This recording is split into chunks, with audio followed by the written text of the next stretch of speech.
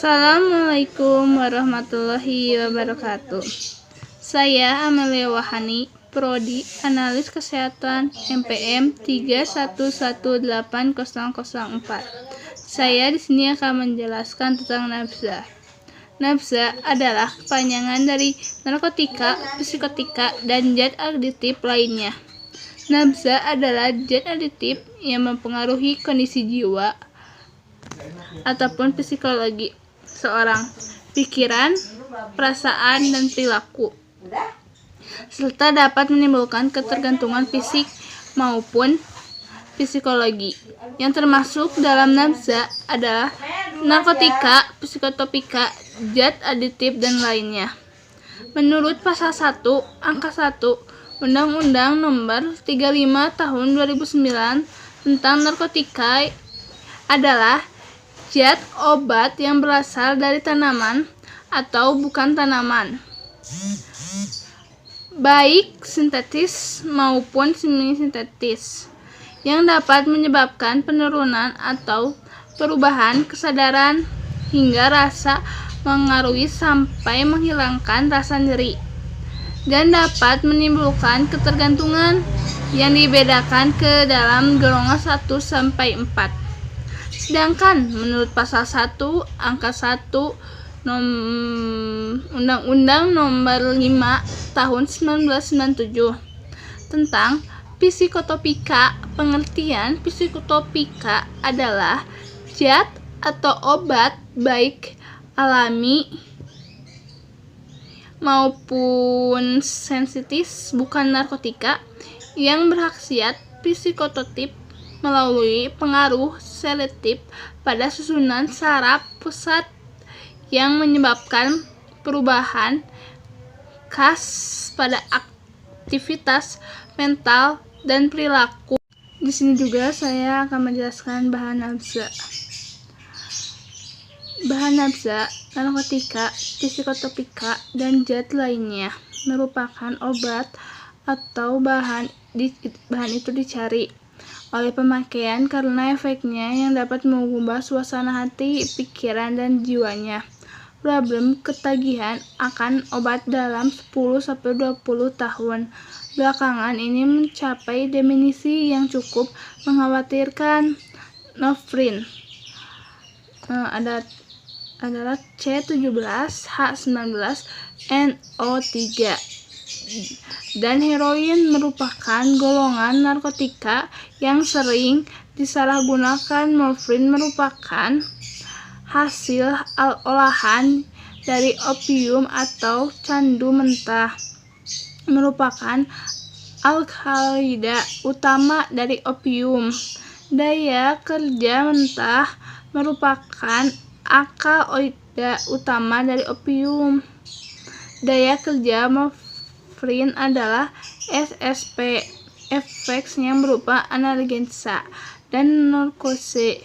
Analgesia oleh morfin dan opioid lain sudah timbul sebelum penderita tidur, dan sering sekali analgesia terjadi tanpa disertai tidur. Dosis kecil 5-10 mg menimbulkan euphoria pada penderita yang sedang nyeri, sedih, gelisah. Sekian dari saya. Assalamualaikum warahmatullahi wabarakatuh. Di sini ada tujuan umum dan khusus. Tujuan umumnya mengidentifikasi golongan nafza dalam cairan tubuh dan pada bahan baku. Lalu ada tujuan khususnya, yaitu mengidentifikasi golongan benzodiazepan dalam sampel urin. Lalu mengidentifikasi golongan opioid dalam sampel urin, mengidentifikasi alkohol dan metanol pada sampel, mengidentifikasi nafza pada bahan baku. Alkohol merupakan zat yang terkandung dalam minuman keras. Efek yang ditimbulkan setelah mengkonsumsi alkohol dapat dirasakan segera dalam waktu beberapa menit saja. Dalam jumlah kecil, alkohol menimbulkan perasaan rileks. dan pengguna akan lebih mudah mengekspresikan emosi seperti rasa senang, rasa sedih, dan kemarahan. Bila mengkonsumsi lebih banyak lagi, maka akan muncul efek merasa lebih bebas lagi mengekspresikan diri tanpa ada perasaan terhambat, menjadi lebih emosian, misalnya sedih, senang, marah secara berlebihan, pandangan menjadi kabur, sempoyongan, inkoordinasi motorik, dan bisa sampai tidak sadarkan diri. Indah Fauzia Rahmi, di sini saya akan menjelaskan mengenai metode pemeriksaan. Yang pertama ada rapid test imunochromatografi. Rapid test ini menggunakan strip satu parameter, yaitu hanya parameter tertentu atau tunggal saja, misalnya amfetamin atau ganja atau morfin dan parameter lainnya. Strip test telah dirancang sedemikian rupa sehingga dapat dibuat dalam bentuk imunochromatografi kompetitif, kuantitatif, kualitatif yang praktis dan cepat, yaitu hasil dapat diperoleh dalam waktu 3-10 menit saja. Dengan sampel urin, teknik ini memiliki sensitivitas sesuai standar National Institute on Drug Abuse atau NIDA dan dengan spesifitas 99,7%. Prinsipnya sendiri adalah prinsip pemeriksaannya didasarkan pada kompetisi penjenuhan IgG anti narkoba yang mengandung substrat enzim ada dalam keadaan bebas di zona S, merupakan antibodi pendeteksi dalam strip oleh narkoba sampel, antigen dalam sampel atau narkoba yang telah dikonjugasi enzim, antigen dalam strip test ada dan terfiksir di zona T. Jika dijenuhi oleh narkoba sampel atau sampel negatif narkoba, maka IgG anti-narkoba substrat tidak akan berkaitan dengan narkoba enzimnya, sehingga terjadi reaksi enzim substrat yang berwarna. Yang kedua ada one-step alcohol saliva rapid testing strip. Penggunaan tes yang disebut juga tes alkohol cepat ditunjukkan sebagai metode cepat untuk mendeteksi kadar alkohol dalam saliva, sebagaimana jika blood alcohol concentration melebihi kadar 0,02%. Konsentrasi alkohol dalam saliva. Prinsip pemeriksaannya didasarkan pada spesifitas tinggi alkohol oksidase. Untuk etanol adanya peroksidase dan enzim substansi seperti tetrametilbenzidin. Terima kasih. Assalamualaikum warahmatullahi wabarakatuh. Saya Nurhanisa Fitri dari D3 Analisis Kesehatan A, Stikes Raja Wali Bandung. Dengan PM 3118012, saya di sini akan menjelaskan tentang prosedur pada praktikum 3. Alat dan bahannya yaitu alat, botol penampung sampel, 6 tabung reaksi dan rak tabung reaksi, pipet tetes, penangas atau water bath, gelas kimia 250 ml, centrifuge dan tabung centrifuge, batang pengaduk, neraca analitik, vortex apabila tidak ada bisa dikocok dengan manual, pompa vakum atau cawan penguap, plat KLT, pipa kapiler, chamber atau gelas kimia 1 liter, gelas ukur, pipet ukur dan bal pipet, botol semprot dan sitometer. Bahannya yaitu ada rapid test imunochromatografi, alkohol saliva rapid testing strip, HCl, N-bikarbonat, isopropanol, metanol, NH4OH, etil asetat, idioplatin, sampel morfin, diazepam dan alkohol. Pereaksi FROHD, H2SO4 pekat dan formalin, K3, FeCN6, FeCl3, reagen Wagners dan reagen Janowski. Cara kerja identifikasi nafja dari urin menggunakan metode KLT. Yang pertama, siapkan alat dan bahan serta penangas air. 2. Tuangkan urin ke tabung reaksi kemudian ditambah 2 ml HCl ke dalam tabung tersebut. 3. Selama 30 menit panaskan dalam penangas air. 4. Dinginkan dengan air mengalir. Dekantasi filtrat dimasukkan ke dalam gelas kimia 100 ml.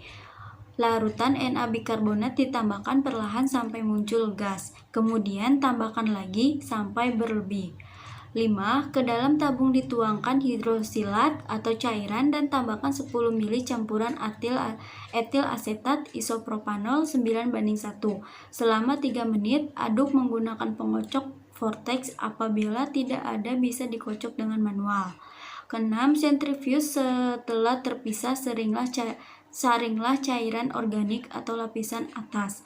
Masukkan ke dalam tabung reaksi. 7. Dengan menggunakan pompa vakum, fase atau cair organik diuapkan. 8. Larutan residu ekstrak hasil proses vakum ke dalam 50 ml campuran etil asetat isopropanol 9:1. Totalkan pada 2 buah lempeng KLT masing-masing sebanyak 10 ml. 9. Lakukan kembali seluruh langkah 2-8 untuk standar.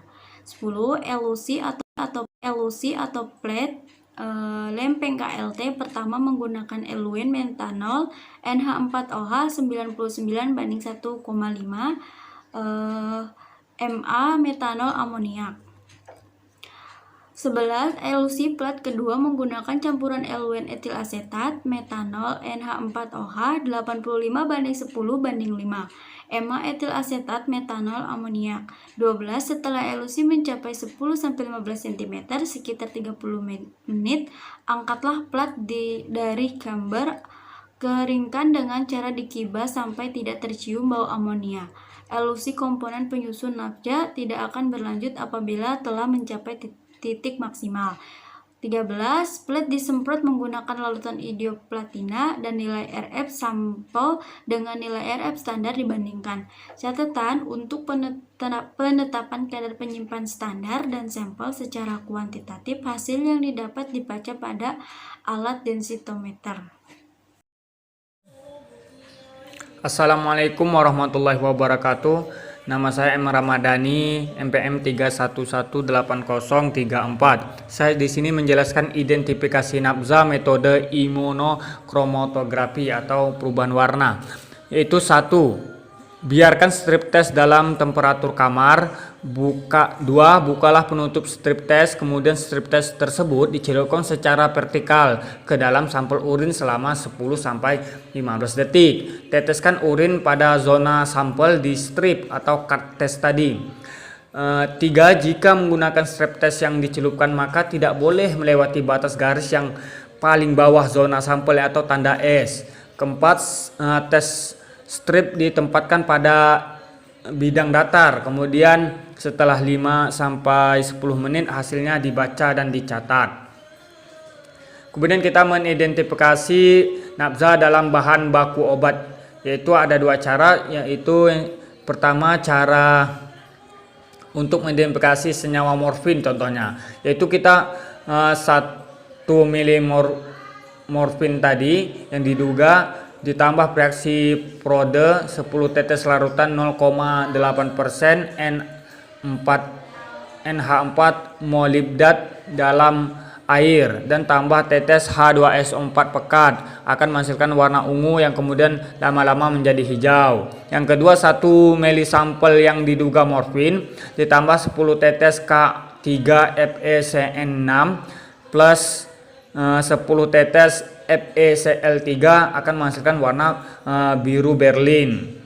Terus yang ketiga, 1 mili sampel yang diduga morfin ditambah 10 tetes reaksi Marquez H2SO4 ditambah formalin akan menghasilkan warna ungu. Selanjutnya nomor 5, 1 mili sampel diduga morfin terus ditambah dengan 10 tetes FeCl3 ditambah 10 tetes H2SO4 akan menghasilkan warna biru ungu. Terus yang cara kedua mengidentifikasi senyawa diazepam, yaitu secara diazepam. Sampel diazepam yang diduga diazepam ditambah 1 ml ditambah 10 tetes reagen Wexner akan menghasilkan warna coklat berupa endapan coklat kehitaman. Terus yang kedua, 1 ml sampel diduga diazepam itu ditambah 10 tetes reagen Janowski menghasilkan warna jingga. Sekian dari saya. Assalamualaikum warahmatullahi wabarakatuh.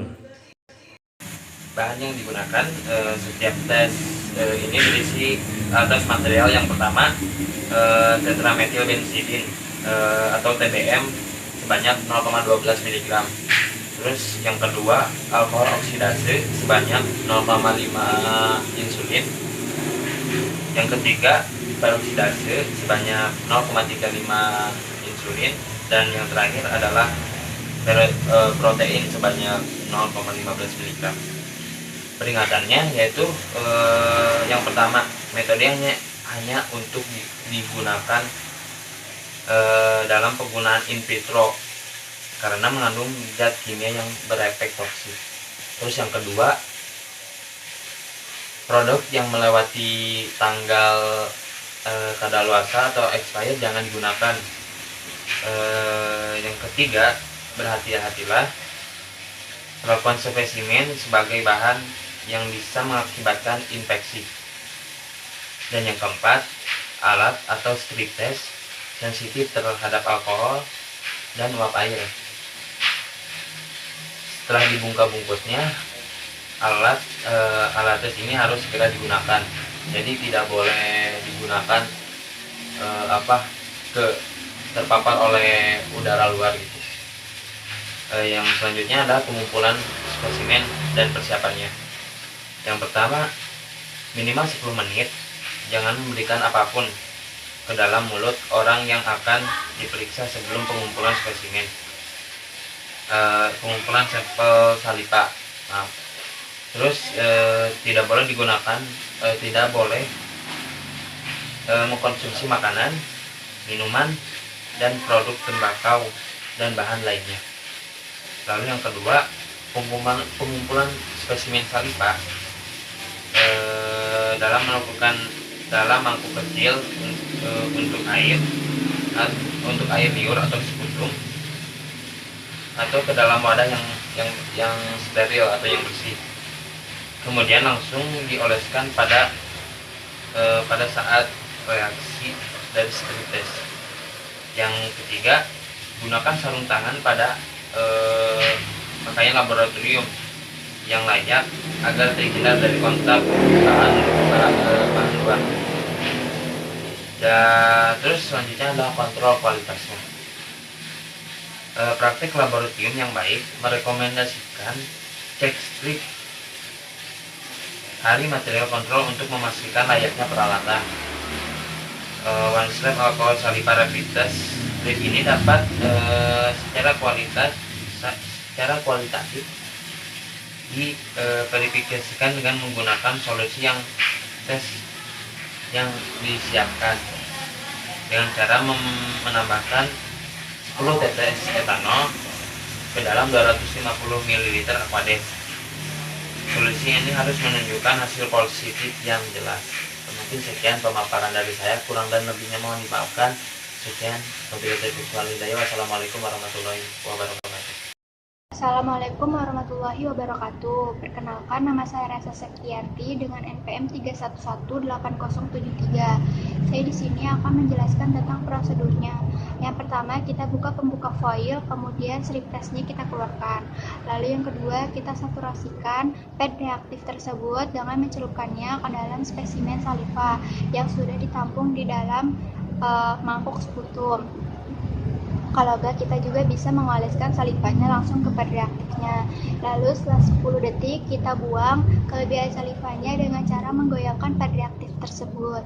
Nah, lalu setelah 2 menit kita bisa membaca hasilnya dengan membandingkan pad reaktif dengan kombinasi warna yang tersedia sebagai contoh standarnya. Lalu ada interpretasi hasilnya. Untuk hasil negatif, ini tidak ada perubahan warna dibandingkan dengan warna latar belakangnya. Lalu hasil negatif ini mengidentifikasi bahwa BSC di bawah 0,02%. Nah, untuk hasil positif, warna yang dihasilkan itu di seluruh padnya. Hasil tersebut mengidentifikasi bahwa BSC melebihi 0,02%. Nah, untuk hasil invaliditas tersebut tidak ada perubahan, hanya terjadi di bagian pinggir. Nah, untuk hasil invalid ini harus dilakukan pengecekan ulang, menjalani tes ulang. Nah, selanjutnya itu ada hasil yang didapat setelah 2 menit itu bisa tidak akurat. Ada beberapa hal yang menyebabkannya. Yang pertama ada keterbatasan prosedur. Yang kedua ada hasil yang diharapkan. Yang ketiga ada sensitivity, specificity agreement. Yang keempat ada batas pendeteksian. Nah, untuk keterbatasan prosedur sendiri itu untuk penggunaan kan hanya untuk menggunakan saliva manusia. Nah, jadi hasil positif ini mengidentifikasi keberadaan alkohol saja dan bukan kadar mabuk atau keracunan. Lalu untuk hasil yang diharapkan itu one step alkohol saliva rapid testing strip, yaitu pengujian semi kuantitatif. Nah, tes ini mengidentifikasi alkohol dalam saliva manusia, konsentrasinya itu 0,02% BAC. Nah, untuk sensitivity specificity argumentative, konsentrasinya alkohol setara 0,009 sampai 0,16 gram per desiliter. Nah, untuk batas pendeteksiannya ini paling sedikit pada 10 mg per desiliter. Terima kasih, kurang lebihnya mohon maaf. Wassalamualaikum warahmatullahi wabarakatuh. Dari opium atau Assalamualaikum warahmatullahi wabarakatuh. Nama saya Emma Ramadhani, BM 31180034. Saya di sini menjelaskan